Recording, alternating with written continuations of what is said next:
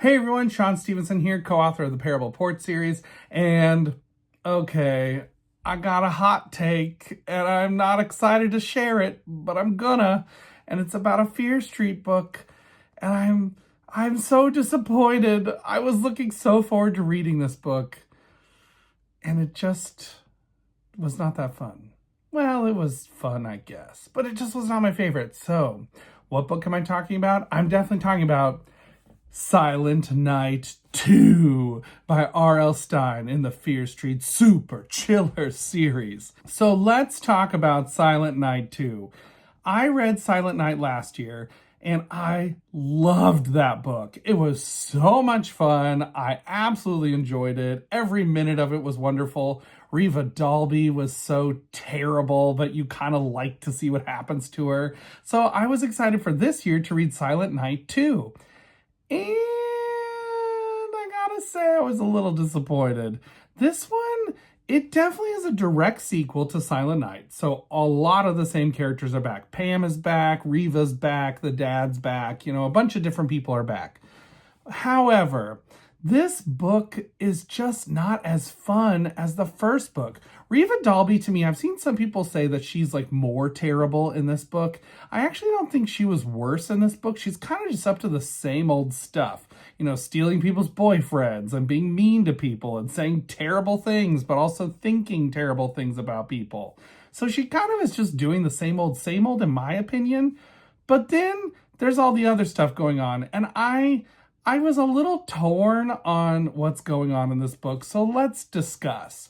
This book is about Reva Dalby. Once again, she's working at her father's store. It's Christmas season, so it's really busy, and she does not want to work there. She wants to be done with this job, but her dad thinks it's good for her. I don't know how good it is for society, but I guess it's good for her. But then there are these other characters, Diane, Presley, and they are down on their luck, and they really are wanting to do something to get some money because they have no money. They're wondering what they could do. They're wondering how they could get some money because they are jealous of rich people. So let's get into this a tiny bit. Here we go. This book, I will say, is such an interesting commentary on the poor versus the rich, and the extreme ways that those groups are kind of viewed as viewing each other. And I think that is an interesting thing to explore in a Fear Street book. However, I think Silent Night explored that theme a lot better with what was happening between Pam and Reva, because you had the cousin angle there. Here, it's like these random other two people, Diane and Presley, and you know this from right at the beginning, which is a big piece of why I didn't like this book. There's not any mystery to it. Usually in a Fear Street book, you might be able to guess who it is, but there is some kind of a mysterious figure that's up to all the things that are happening in the book. This book, you know right from the get-go who's doing it, and I did not find it as interesting because I think it wasn't as good as what happened in Silent Night, where you had a lot of different things going on, but you had that mystery element of what's happening, who's doing this, and that was great. This book, however, you don't have a mystery, and you have a very loud message about the poor versus the rich. The problem I have with that theme is I don't think R.L. Stine says anything about it. He kind of just presents these caricatures in Reva Dalby, who is obscenely rich, has tons of money, looks down her nose at everybody. Her dad's kind of similar. And then you have Pam, who is very poor and is kind of like grateful for anything she can get, but is also very jealous of Reva's money. And then you have Diane and Presley, who are also jealous of Reva's money, and they decide to kidnap Reva Dalby and hold her for ransom. And so there are a lot of attempts at kidnapping Reva throughout the first part of the book, and I just kind of got a little bored of it.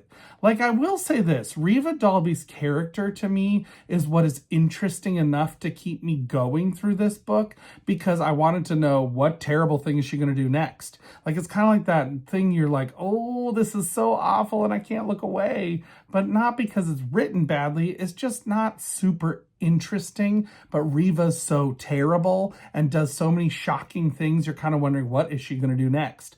Like, she's sort of like that. Like, she's kind of like, you don't know what's coming out of her. And she's going to do something or say something awful. You can guarantee that. What it is, you just don't know.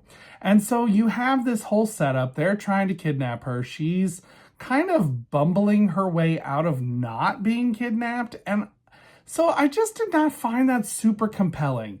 I felt like it wasn't a compelling premise. I felt like I wasn't super intrigued. I was kind of waiting to see, like, is there going to be a mystery element? And by the time I was about 100 pages in, I realized, no, there's not going to really be a mystery element. This is what we're doing. Which ended up being fine, and there were some suspenseful moments. Like, there were some suspenseful scenes for sure. Like, later on, there's a scene in the department store that was really great and a lot of fun and a great climax to the whole book. But was it worth it? I don't know.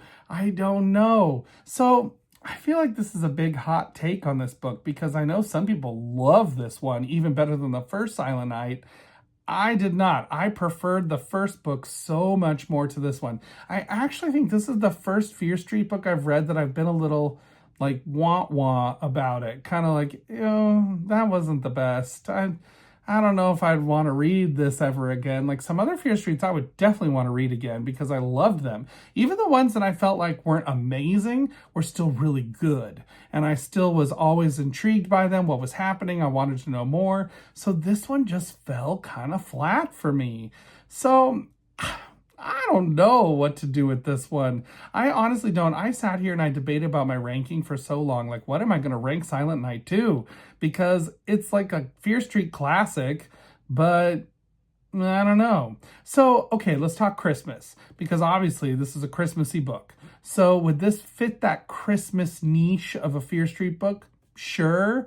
I think you would do better to read Silent Night or even The Best Friend, which has some Christmassy vibes, over this one, unless you're okay with no mystery. I feel like that's the key. If you're okay with there not being a mystery, this one would be fun, and you could be okay with the thriller aspect of it. I just wanted the mystery, because I come to these Fear Street books now having expected that, having read a bunch of them at this point, and really loving the mystery aspect of each one I've read, and each one's had such fun stuff going on. And even in the couple where I've been able to guess it, I'm like, oh, I bet it's this. It's still so much fun because you kind of do like double guess yourself until the very end reveal. However, in this book, there's no reveal. It's just, I take it back. There was one plot twist that was kind of interesting, but also I felt like kind of obvious in a way too. Like, I thought when it happened, oh, what? But then I also was like, well, yeah, I guess that makes sense because of that and that and that already happened in the book. So there was one plot twist that was kind of interesting, but otherwise it wasn't the best. So I don't know. So at the end of the day, where am I going to rank Silent Night 2? That's a big question. I think because I was not ever bored. I will say that. I was never wanting to be like, oh, I'm going to DNF this. I don't want to read it anymore. I was never in that mode. But I was never super excited to get through it. I kind of was like, okay, I just kind of want to finish and move on to another book now. So I think I'm going to give this right in the middle at a 2.5, which I know it seems really low. And I know some people would probably really disagree with that. But to me, it just wasn't what I want out of a Fear Street book. When I come to a Fear Street book, I want it to be scary. I want it to be kind of spooky. I want it to be eerie. I want it to have a good mystery with lots of suspects. And I want there to be some action-y stuff that happens. And this hit a couple of those, but not really that many of them. So at the end of the day, it just was not my favorite Fear Street book. This is probably my least favorite Fear Street book I've read. And I mean, all the other ones I've read, I've really enjoyed mostly. Like, there's been a couple that have been a little lower than others, but I've mostly enjoyed them all. So that's my thoughts on Silent Night 2. Feel free to try and change my mind in the comments down below. I am open to being changed, but again, it's just kind of what I think so far about this book. Maybe I'll change my mind as I think about it more, but I just don't think it really was hitting on all the cylinders. So until next time, everybody, keep reading. Bye.